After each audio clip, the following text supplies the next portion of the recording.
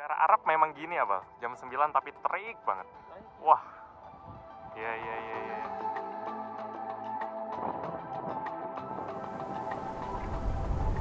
Ini saya baru beli merchandise official. Ini harganya 30, 50.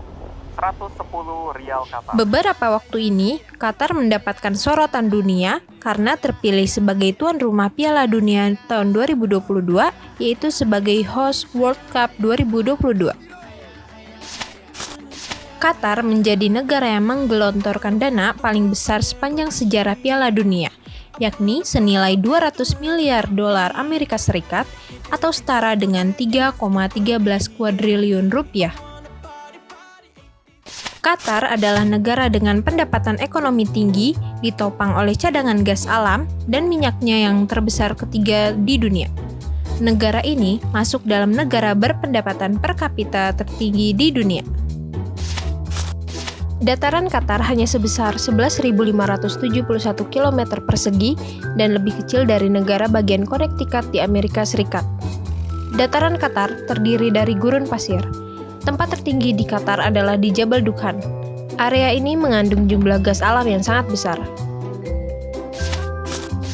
Menurut konstitusi Qatar, hukum syariat adalah sumber semua kebijakan Qatar. Dalam praktiknya, sistem hukum Qatar merupakan campuran antara hukum sipil dan hukum syariat. Minuman beralkohol legal pada sebagian di Qatar. Beberapa hotel bintang 5 diperbolehkan menjual alkohol pada konsumen non-muslim. Namun, muslim dilarang mengonsumsi alkohol karena akan mendapatkan hukuman cambuk atau dideportasi. Dalam perkembangan ekonomi syariah, Qatar termasuk negara yang cukup pesat perkembangannya. Berikut alasannya mengapa Qatar termasuk negara yang cukup pesat perkembangannya. Yang pertama, Qatar masuk dalam peringkat teratas bank syariah paling efisien di dunia. Dari 15 bank syariah dunia, peringkat teratas dihuni oleh 2 bank asal Qatar sebagai bank syariah paling efisien di dunia. Negeri ini sendiri menyumbangkan 4 nama, yaitu Masraf Al Rayan, Qatar International Islamic Bank, Qatar Islamic Bank pada peringkat keempat, dan Barwa Bank. Selanjutnya, Qatar Islamic Bank termasuk bank teraman di Timur Tengah dan pasar negara berkembang.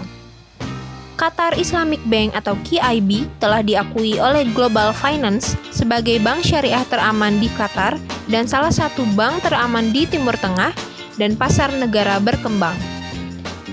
Menandai tambahan baru dalam daftar pencapaiannya, QIB juga dikenal sebagai bank teraman kedua di seluruh sektor perbankan dan bank syariah paling aman ketiga di Timur Tengah. Lalu, Qatar juga memiliki sektor perbankan syariah dengan pertumbuhan tercepat di dunia. Qatar saat ini memiliki sektor perbankan syariah dengan pertumbuhan tercepat di dunia.